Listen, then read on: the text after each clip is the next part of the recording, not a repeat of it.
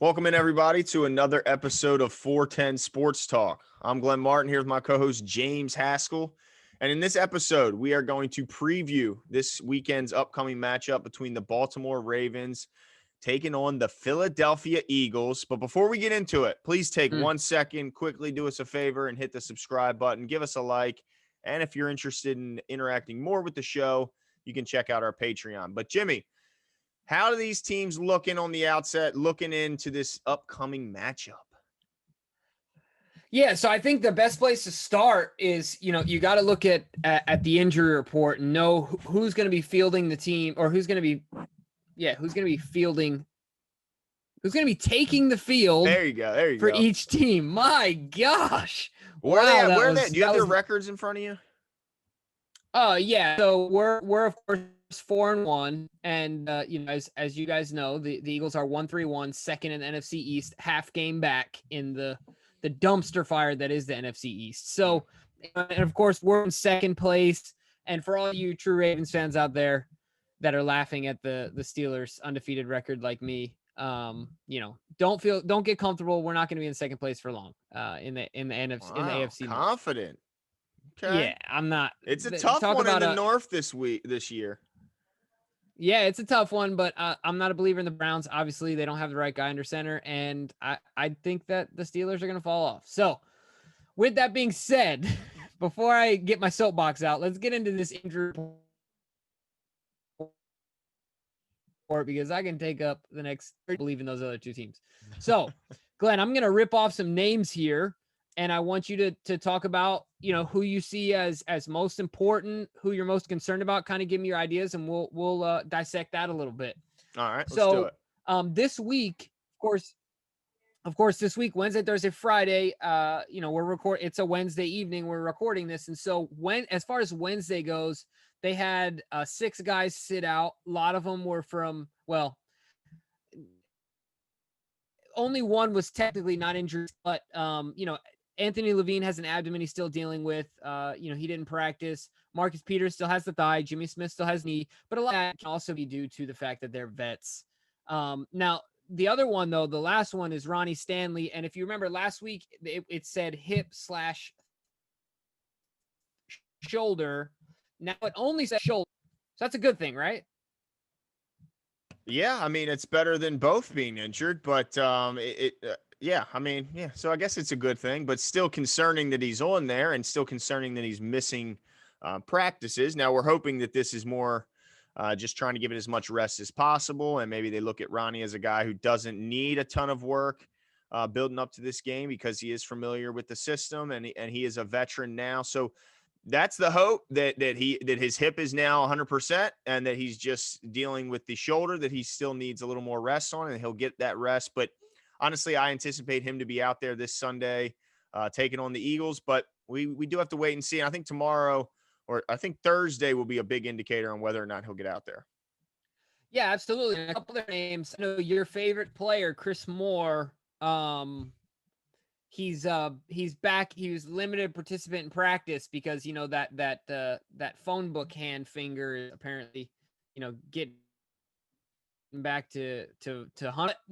In all seriousness, the name that I think is most important on this list, and you wouldn't have thought this at the beginning of the season, but Tyree Phillips, of course, didn't play last week. Sat out because of the shoulder, and we saw Powers and McCarry, but he was back at practice today. I'm excited to see that. You excited to see that as well? Tyree Phillips, absolutely. I mean, I want to see. They thought Tyree Phillips was the best guy because he won the job coming out of camp. So if he's our best option, I want him out there. I don't know if it was weird last week with McCarry, Powers getting run at right guard. There was multiple guys there. I don't really want to see Phillips missing any more games, because I don't think they really know who they want at right guard. It was shocking to me to not see Fluker. It seemed like he was the obvious replacement for any tackle or guard going out, but obviously not. They liked what McCarry did a little bit better. Maybe they wanted to keep Fluker around to be that swing tackle in case one of the tackles go down. But Yeah, I want Phillips out there. I think he needs the reps. I want him out there in practice. I want him out there in games. I think this is a guy who gets better every single time he takes a rep, whether that is in practice or in games. So yeah, it's good to see him out there, and I want to see him continue to get more in back into not just a limited role, full participation is what I'm hoping to see him for Thursday. Yeah, absolutely. But so now that we kind of know how the Ravens are looking as far as health goes, do you have some guys on the Eagles side of the ball that are, that we're looking at as question marks, not sure what they're going to be, if they're going to be strapping up or not for this week? Yeah, so question marks at the wide receiver position. It looks like they might be able to get Alshon Jeffrey back this week. Deshaun Jackson's a little bit more of a question mark. Still waiting to see if he's going to be able to go. Looks like Dallas Goedert, talented tight end, is going to be out. Ertz is going to be just fine. He's going to be out there. Lane Johnson, their all-pro right tackle, is dealing with an ankle injury. He just got a second opinion on it, but it'll be interesting to see if he goes. I don't think he's going to end up going, but I could be completely wrong. I know that they said they will not consider shutting him down yet. And why would you when you're only a half game out for the division lead? So, and then lastly, Will Parks was activated. DB is very important to them and to their plans. He was just activated off I believe it was the PUP list. So they have a certain amount of time before they have to put him on the active roster. But as soon as he's healthy and proves to be ready to go, they will get him back out there because Parks is a guy who is a very versatile defender, a guy that plays multiple positions. We know about these types of guys in Baltimore. Think of like a Jimmy Smith type, Brandon Carr from last season, a guy that plays corner, safety, some linebacker.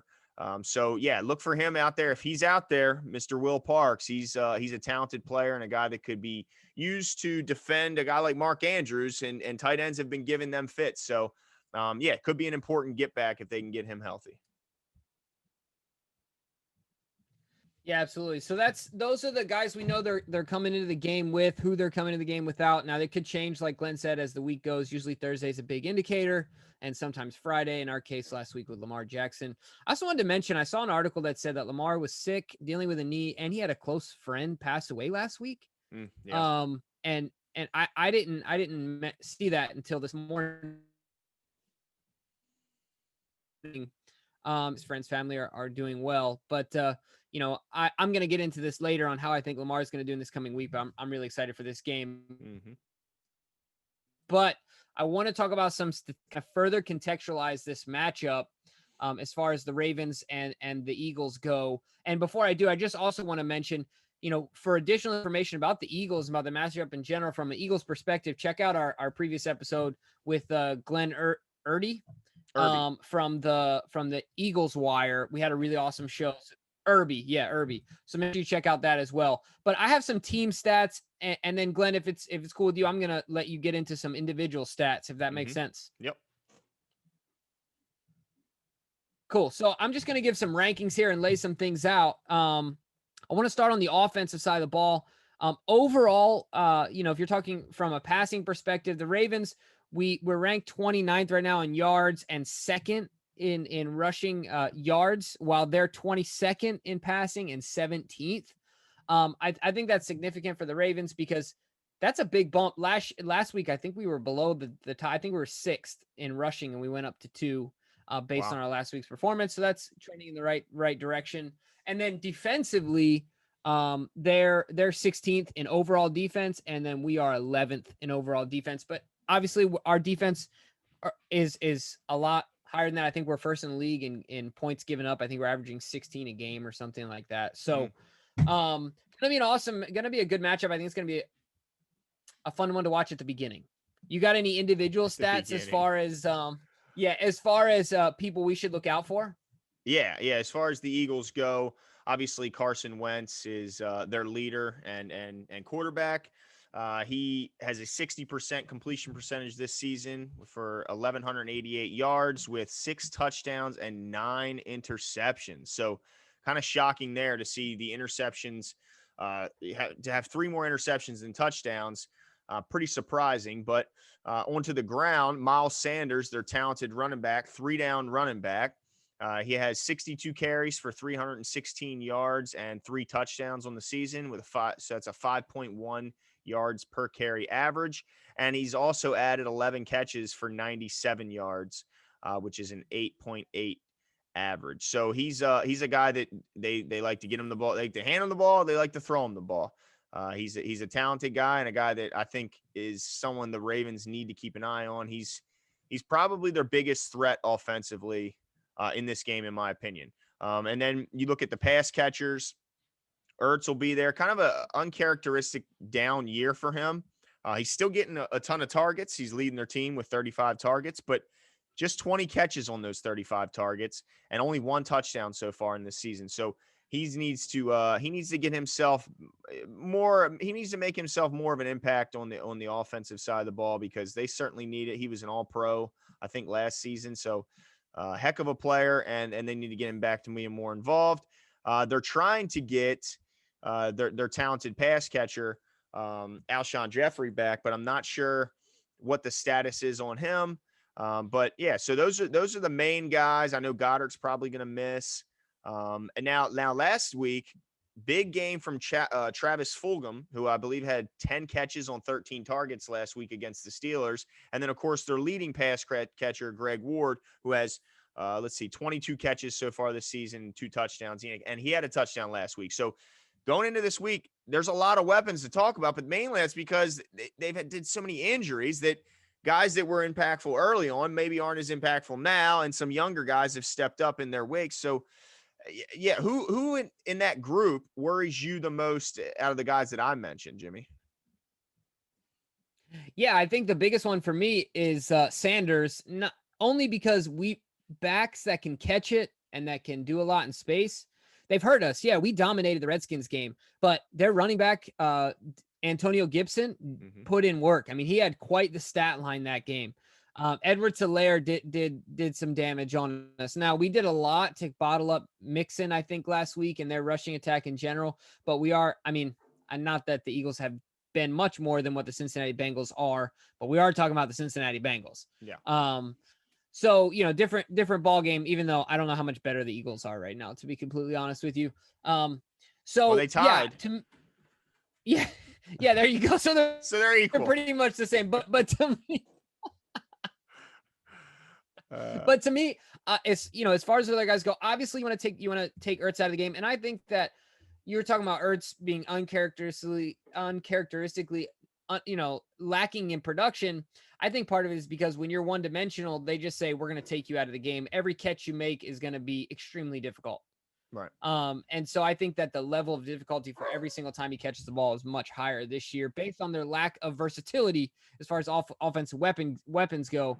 So yeah, I think if we can take Sanders out of this game, take their run game out of the game, I think we're good to go. What about you? Any guy that you're looking at and you're most concerned about? Yeah, well, I mean, the first thing that jumped out at me was Fulgham getting 10 catches last week, going over 100 yards against the Steelers, which is a pretty talented defensive group, both in the front seven as well as the back end. So I want to keep an eye on him and see if that connection is going to keep growing for him and Wentz. And then obviously Ward is a concern because you mentioned him in our call with Glenn Irby as being that, one of those that he's been around the practice squad for a few years, just has been able to build a connection with Wentz, maybe outside the public eye on the practice field more so than on the game field. But yeah, so I would say Ward and Fulgham are the two guys that I look for, that are more under the radar. Obviously Sanders is their bell cow and he's a concern going and all pro tight end Zach Ertz always is going to be a concern. But let me ask you, the Ravens last week finally broke out from a pass rush standpoint and were able to get to Burrow many, many times, 5 of which came from the DBs. So we know, and this year, just like last, the Ravens are yet again leading the league in blitzing. I think they had a blitz at a rate of 46%. 47% of the time. That's insane. So do you look at this? Yeah. Obviously, they've had some injuries on the offensive line, meaning the Eagles. The Steelers got him 5 times last week, meaning they sacked Wentz 5 times. Can the pass rush for the Ravens build off what they did last week against the Bengals and keep it going against the Eagles? I think they can. And I think that they have to if we're going to keep winning in such a fashion. I think it's absolutely necessary. But the only thing that does concern me is, Jimmy Smith referred to Carson Wentz as a faster version of Big Ben. Mm-hmm. So that concerns me because that's always a wild card. And if we blitz and we miss Carson Wentz, it only takes two big plays, and they're in the end zone. That's 14 points that are unaccounted for, right? So, that would different with a guy like Joe Burrow who's a rookie, or some other guys that don't have that art of extending the play, of absorbing contact and hitting a guy downfield. So that's my only caveat to that, is that we need to rush the passer, we need to get to him, but we need to finish the job, because it's concerning. We should win this game, but if there is a wild card, to me, it's Wentz's ability to create something out of nothing, in moments like that. Yeah, and big plays could certainly keep a team that, I mean, I think we both agree that the Ravens are the favorite going to this game for a reason. They should beat the Eagles if all things go the way, if both teams play at their best. I think that the Ravens should win. But the great equalizer in a lot of that, when you have a team that's more talented than the other, is big plays and turnovers. So I think if you're right, if they don't get to Wentz and he's able to extend plays and get big plays down, big chunk plays down the field to those receivers we were just mentioning, then that could keep them in the game longer. And then you never know what happens. I mean, they have a talented kicking group. They can make some clutch kicks if need be, which nowadays in the NFL can be quite hard to find. Outside of Baltimore, we're pretty lucky here in Baltimore. But so yeah, I think that is important. But the other question I have is, last week, we touched on this a little bit already, but who's going to start at right guard? Phillips might be there, but what if he's not? Do you think they'll go back to Makari or where else? Yeah, I know this is interesting to me. I mean, interesting to me in that, obviously, if I trust their opinion, if they think that Phillips is the best guy, let's roll with it. But I also liked seeing them pulling with Makari. I liked that action. Mm-hmm. It made me think of last year when they did that a lot with Bozeman. And I do, while Makari is relatively undersized, I think that his mobility can provide something that we're losing. Not that they play the same role, but something that we had last year that you and I have talked about, that Ken McCusick pointed out to us, is that Hayden Hurst had a specific mobility where he could block in the third level relatively quickly. Now, I'm not saying that it would be a one-for-one trade, but what I'm trying to say is that gaining some mobility on our line could be beneficial as well in the pulling action plays that we do. And those couple of plays sprung Mark free for some nice runs last week. So, yeah, I think it's going to be Phillips. I want it to be Phillips, but if not, I'm okay with Makari over Powers. What about you? Well, I'm a little concerned because I don't think this year we've seen the Baltimore Ravens offensive line knocking guys off the ball and establishing a certain level of physicality in the trenches like we did last year. Last year they were bullying some people last year in the trenches, and this year, even with the same scheme, that one player being out there, and that happens to be a pretty darn important player and pretty darn good player, Hall of Famer, Marshall Yanda. I think I'd be a little bit worried. I want to see Phillips back out there. And the reason is because I think Phillips gives you more power. He gives you the ability to knock guys off the ball.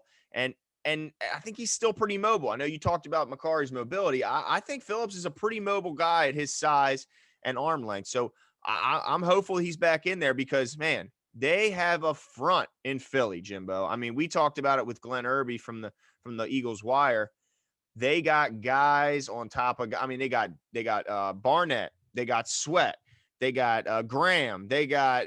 I mean, Fletcher Cox. They got Jackson. Malik Jackson. They got so many guys. So whoever's out there better bring their hard hat. Better pack their lunch because these boys are coming for the quarterback. And if I'm not mistaken, I think they were leading the league in sacks until last week. Now they're second behind the Steelers, so they can get after the quarterback. And let's be honest, we've seen Jackson sacked more times this season than we would have liked, and certainly more than last year. Yeah, so I guess my question would be, how, that's definitely a concern. How do you envision the O-line holding up? I'm worried. I mean, I think that I shouldn't say that I'm worried about the O-line. I'm more because with Ronnie, if Ronnie's out there, I'm not worried about the tackles that much. I mean, there's a talented guy, so I'm not saying that Orlando won't ever get beat by Brandon Graham. I'm not crazy. but I'm not worried about them, and I'm not worried about left guard. I'm really not. I'm worried about center and right guard.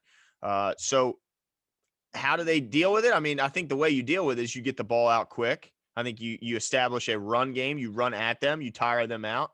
You definitely don't want to get behind and let them pin their ears back and come after Lamar. That's something you can't have happen. So, and we'll talk about that more when we get into our keys to the game and all that kind of stuff. But yeah, I think there's things to do that you can do that can neutralize the Eagles' front. But bottom line is it's going to come down. You got to block the guy in front of you, and so whoever's in there at right guard, it's going to be a tall task for whoever it is. But I hope it's Phillips.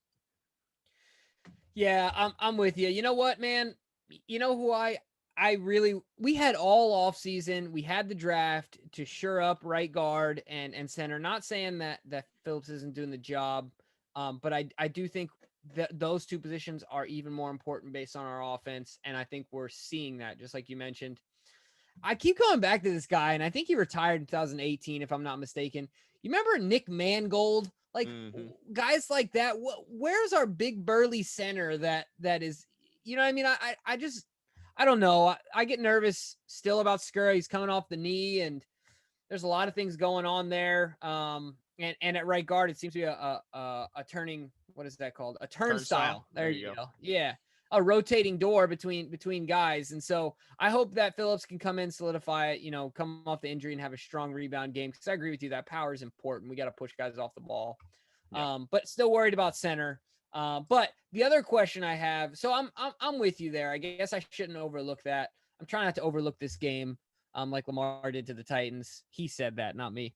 But one of the things I want to know is that, you know, Tate from the Bengals said they, Bates. Oh, sorry. Yeah. The Bates, Jesse Bates, right? The safety. Yep. From the Bengals said that he said he knew what the Ravens were going to do, try and get the ball to Andrews, try and get the ball to Hollywood, and they still weren't able, you know, they just weren't able to execute. But when an offense like us, like our team, when they hear something like that, do you think that they'll respond? You know, teams in general look to be locking in on Hollywood and Andrews. Do you think we'll see more of Duvernay, Boykin, you know, Miles Boykin and even Prochet in this game in response to that technique, that strategy? Yeah, it's an interesting question because I think, you know, good teams want to give their best players the ball the most times. I think if you look around the league, who do you think averages the most targets, you know, when they're all healthy in New Orleans? I'm sure Michael Thomas is their leading target. And why is it? Because he's their best player. So I think if you look around the league, all the best players at their positions will get the most carries and most opportunities, most targets.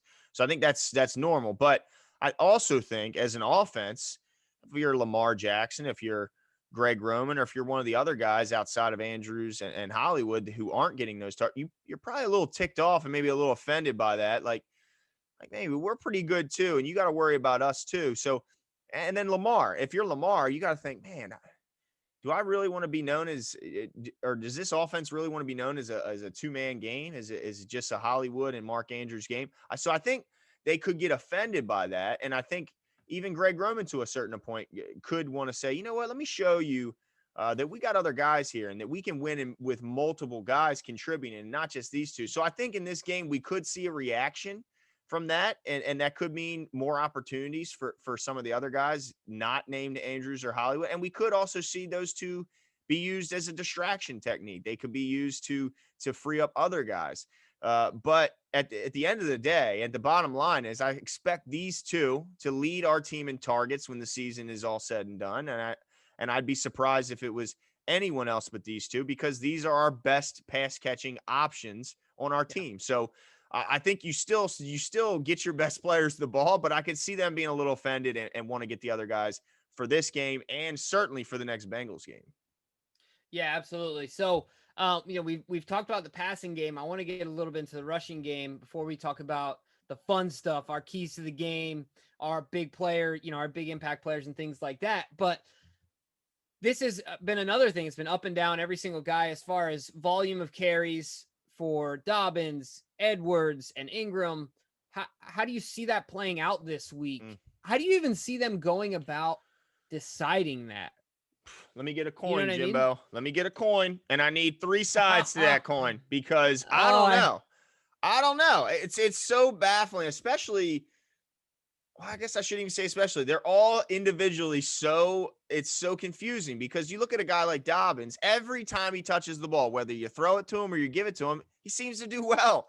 But he doesn't get many opportunities. What's he got? I mean, he Right. got like 2 opportunities last game, did well in both, but that was all. Yeah.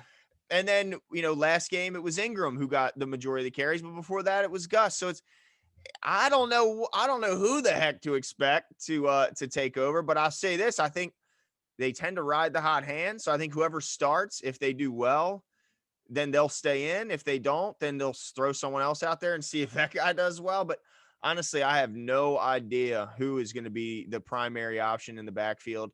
I honestly will give it, I'd say 40% to Gus, 40% to Ingram, and 20% to Dobbins as far as my prediction, because of what we've seen so far. Right. Dobbins has never led our team in touches. It's always been one of those two.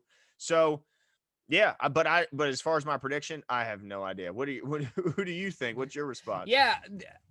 That's a great point. I think 40-40-20 is how it's going to end up, most likely. But the one thing I want to say is I might be in the minority here, but I think for our team, it's more important that we have a rhythm established between two guys than instead of saying, well, we want to be deceptive and see who we throw out there and confuse the defense. I don't know how much value I put in that over the idea of saying, all right, this guy's thunder, this guy's lightning, he's going to smash you in the face and he's going to beat you out to the outside. And there's not much you can do about it because you're sore from this guy hitting you or you're out of breath from this guy running around you. So get over it, you know? Well, who are those two guys? Who's Thunder? Because I know who Lightning is. Yeah. So for me, it doesn't really matter. Obviously, I'm partial to Gus, right? And I think he's outperformed Mark in a decent amount of times this season. But Mark has a way of those inside runs getting 6 to 8 out of them. I mean, Gus does as well. But I don't know. I guess that's the tough part, right? You're saying it's 40-40-20, and it's 40-40 because you can't keep Gus off the field. And let You me can't. ask you this too, Jimmy, because we've had this question asked in our comments section, and I think it's a good one. How much of Ingram's involvement is based on his contract and him being the most vocal leader on our team? If you take those two things away, does he remain in this role? Yeah, to be honest with you, once again, I could be in the minority here, but I don't think that the Ravens are the type of organization that says we're going to play this guy because we paid this guy. I think that I mean, look, they had the intestinal fortitude to let Earl Thomas, a Hall of Famer, walk and say bye. You know what I mean? So I don't think that really, I don't say this that applies to every franchise, but I think for the Ravens in this case, I don't think it applies. The biggest thing to me is what I come back to, and Mark had a lot of success last year, but I wonder if that short stint of those 7 games with Lamar and Gus, everyone gave all the credit to Lamar, which made Gus good. That's fine, in that very first season that Lamar played. However, it worked. Whatever it was, that combination, in my opinion, was the hardest to stop as far as a rushing attack goes. And then if you add Dobbins into that, I want to see that mixing together. Not that I don't want Mark in the game, but I don't know. Something about that to me feels like, man, that's scary. Yeah, well, I think you'll certainly get your wish next season. Yeah. I think that will be our backfield. But this year, I agree with you. I think that the Ravens are a unique team in the fact that they won't bend to the will of a contract or like we're seeing it here in Baltimore with the Orioles making that decision on Chris Davis. What do? Do we cut a guy who we still have to pay all this money, or do we keep putting him out there to play poor? That's not the case. Like, Ingram is still a heck of a good running back. I think our point is just that fit wise, and maybe just this season, Gus might fit and might be performing better just this season. Not saying that Mark is all of a sudden a bum and none of that. Mark is a heck of a player. He is our best and most vocal leader, and that's not even a debate, in my opinion, on the offensive side. He's incredible, but he's also still probably our best pass protector. He's one of, obviously, our best runners of the ball. I mean, and he's might be our best pass catcher. Right now, I mean, I think Dobbins has the better higher ceiling, but right now he's probably our best pass catcher. So he's still a heck of a player. And it's not like when he's out there, I'm like, oh no, Mark's. I'm pretty happy when Yeah. Ingram's out there too. Yeah, I guess my question to you is that is it where do you see the value or the importance? Is it more important that we get a solid two-guy rotation where both guys are getting more action and the third guy is maybe less than even like that 20%, or based on the nature of our offense, or do you keep buying into this thing that Greg Roman where he's talking about, we want to be deceptive and it's going to be based on what we see on the, in the defense and this, that, and the other. Because I kind of fall into where like I want, whether it's Gus or Mark, I want him to touch the ball like 15, 18 times a game, not 7 to 9. Do you know Yeah, what no, I mean? I agree with you, and I think it's got to be frustrating when you're one of those guys and you look over. Just take like Tuesday night's game when you see a team like the Tennessee Titans that they don't care that Derrick Henry got 2 yards, then 3 yards, then 2 yards, then 1 yard, then 3 yards. They're going to keep feeding him the ball, and then eventually he'll get the 12-yarder. He'll get the 22-yarder, and then he might go back to a 3-yard gain, and then the next one 18. So you're right. I think it is important that the guys get into some sort of a rhythm, and I think it'll help them, throughout the game. But also what it does is when you have to keep tackling a guy like Gus, people can say what they want about it's overblown. These are human beings. These are still people on defense underneath those helmets. So when you look at a guy like Derrick Henry, you look at his first half numbers versus second half numbers, those aren't just because they make incredible adjustments at halftime. No, it's because guys are getting tired of tackling a guy who's gigantic and who's running at them at that speed, throwing that. We saw the stiff arm.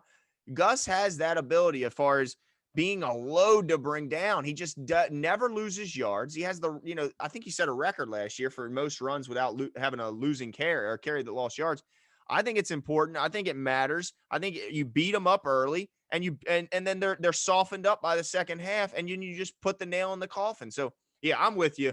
I didn't want to get too fired up. I didn't want to get too into that topic because man, we could be here all day talking about these running backs, but I digress. So let's move on. Because we could be here all day. So let's get into our keys of the game, Jimmy, because Yep. last week I think we did pretty good on our keys to the game. So I want to get into it this week and see what you have on offense to get us started. All right. So my offensive key, oh geez. Well, My first you gotta offensive have a key to, light. yeah, gotta have a light on. My offensive key to the game is consistently maintain the threat of running the ball, not with our running back, but not with our quarterback. Oh, geez, I'm going invisible here every 2 seconds. Give me a second here. That's what mine was doing Uh, uh, last week. Do you remember that? My light kept yeah, turning off. yeah. Well, this is gonna have to be what it is. It's my backup plan, guys. Sorry about that. But what I was gonna say is that I don't. So this is my key to the game. Stop lining up empty. I'm done with it. I'm done with Lamar being empty. It's stupid. Greg Roman, listen to me. It's dumb. Okay? It's dumb, My dude. goodness. Just stop doing it. That's my offensive key to the game. What about you? Wow. That's intense. Okay. All right. Well, my key is get the ball out quickly. We mentioned all the talent that they have up front on the defensive side of the ball. We also mentioned how the offensive line has been struggling a little bit in pass protection, and Lamar's been getting hit more this year than last. So get the ball out quick. I mean, let's not see these plays where Lamar's standing in the pocket and trying to hope somebody frees themselves. And no, we can't have that this week because he's going to get sacked. And hopefully, or God forbid that the ball gets knocked out or they force an errant throw and the ball goes the other way. Because as we mentioned earlier, when talent isn't equal, the biggest thing that can keep a bad team in a game against a good team is turnovers and big plays. So we can't have that happen. So getting the ball out quick will eliminate that threat of the strip sack and the errant throw due to pass rush. So get the ball out of Lamar's hands quickly. Absolutely. All right, so let's move on to the defensive side of the ball. If you don't mind, I'm going to kick this one off as well. Mm-hmm. Mine is going to be us taking advantage when Wentz tries to extend plays. We've talked about this. You talked about the big play. We talked about that, what Jimmy Smith's comments were. There's going to be tip balls. I think there's going to be fumbles in this game. The tip balls, I think, are going to be Wentz really pushing it down the field. He's not afraid to do it. Obviously, he has 9 interceptions already this year. When he's extending the plays, whether it's finishing the tackle, finishing the sack, getting the strip sack, or getting your hand, Calais getting his hands on a tip ball. So our defensive backs can catch it, or really anybody that's on defense. But my point is, when the opportunities are there, when he's trying to extend plays, let's flip the script on him and take advantage of him doing that. What Good about you? point. Yeah, that's a good point. Mine is get off the field on third down. That was something that the Ravens did good last week. It's something that the Ravens need to do going forward because man, they struggled in games in the past. We've talked endlessly about that Kansas City game and their struggles of getting off the field. They've been good on first and second down early on. Obviously, they've stopped the run really well this season. They need to continue to do that, but they haven't always been good at getting off the field. So I think you got to get off the field on third down. The Eagles were over 70% last week against the Steelers on third down. That cannot be the case this week. Got to keep them at 50% or lower on third down conversions. And I think you got a great shot at winning this game. So let's move on to our big game predictions. So offense and defense is big game prediction. Let's start on the defensive side of the ball, Jimmy. Who's your big game defensive prediction? Yeah, I'm going with old number 93, Calais Campbell. He's going to get 2 sacks. Oh, my goodness. I think he's All getting right. 2 sacks. I think with Carson back there doing his thing and that offensive line beat up, I think we're gonna see him really get out there and get after him. He's had a great season. It's not that he hasn't, but I think that he'll register 2 sacks for the first time as a Raven in a single game. Well, What about you? I'll be pulling for that. It would be awesome to see. To me, on the defensive side of the ball, Marlon does it again. He's going to punch another ball out. I don't know who's going to be the victim this week. It could be a bunch of different guys. We've seen him do it to a running back. We've seen him do it to a wide receiver. He gets another one, Jimmy. It's just, they can say you prep for that all week. And I heard that Jimmy Smith said, look, the Bengals players were mentioning it on the field. Get the ball secured because Marlon's coming. Well, you can mention it all you want, but it's just you're not used to a corner playing with that level of physicality, but more importantly, that level of intent to, I'm getting this ball out. I'm punching it, I'm ripping it, whatever means necessary, I'm getting this ball out. And I think Marlon does it again. And I think this week, if he can do it, I'm predicting he will. So when he does it, he will further cement himself in the conversation as defensive player of the year. So that's a big one. Wow, I'll tell you what. Yeah, that's a huge one. I love that they call him Marlowe, because if any of you guys are fans of The Wire, Marlowe was absolutely vicious. Like, he just didn't play by the rules, right? And so that's Marlon Humphrey, dude. He just does things that no one else does. Like, I mean, it's just incredible the way he can get the ball out. So I love that. All right, so I'm going to give you my offensive big game player of the week. No surprise, but I think he will have in his standards a bounce back game. Lamar Jackson, right here over my shoulder, is going to have himself a day. 5 total touchdowns, 2 rushing touchdowns, and 3 throwing touchdowns. He is going off on the Eagles, and I cannot wait. He's been hearing all the chatter. Our offense ain't doing this. Our offense ain't doing that. You knew what happened. You remember what happened week 1 last year when all offseason, people were saying Lamar can't throw, Lamar can't do this, Lamar can't do that. 5 touchdowns he run up on the Miami Dolphins and didn't break a sweat. So Eagles, good luck. What about you? Well, I certainly hope you're right, and I think my guy could benefit from some of that performance, and that is Devin Duvernay gets his first offensive touchdown of his career. We know he had the kick return for a touchdown, but he's yet to find the end zone on offense, but I think he does this week. I think he catches it. I think he gets more involved on the offense. We've seen that his involvement uptick every week. I think this week he gets way more involved. I think he gets, I'm going to say 4 touches on offense this week. And yeah, he gets his first touchdown. So big game for Duvernay. And I think that would help guys like Andrews and Hollywood get some better looks and some more favorable matchups from the defense. So in closing, Jimbo, what will be the result and score of this game this weekend? Yeah, it's going to be a whooping. The Ravens are going to give it to the Eagles. It's going to be 38-20. I think that, yeah. And that the last touchdown and field goal for them, I think is going to be, the game's already going to be way out of reach. So 38-20, the Ravens teach them a lesson. Of the Northeastern region, the real birds are the Baltimore Ravens, not the Eagles. All right. So Let's go Ravens. Do it. 38-20 with the blowout. All right, who you got? Yeah, I got the Ravens winning also, not in quite as spectacular fashion, but I have them winning 31-16. I think the Eagles find it hard to get into the end zone, even though they do move the ball pretty well. That's my prediction at least. And I think that they score once on defense, which I'm still not sold on the Ravens offense getting going yet. I have to see it until I believe it. But 31-16, Ravens still win and win pretty handily.